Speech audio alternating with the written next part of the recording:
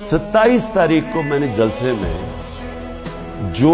एक कॉपी लहराई वो साइफर नहीं था, जो साइफर के अंदर पैगाम था,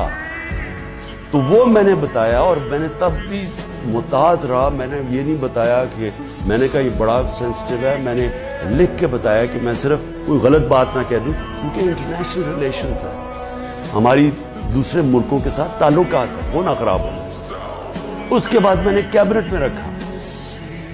कैबिनेट के सारे मेंबर्स को बताया गया कि ये साइफर आया है, और ये समझ लें कि ये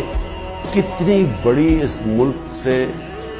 मैं समझता हूं कि ये कितनी बड़ी मुल्क की तौहीन हुई कि एक बाहर का एक ऑफिशियल वो पाकिस्तान के एम्बेसडर को कह रहा है कि अपने प्राइम मिनिस्टर को अगर तुमने ना हटाया, वोट ऑफ नो कॉन्फिडेंस, जो फिर से मैं याद करा क्योंकि अभी आई नहीं थी,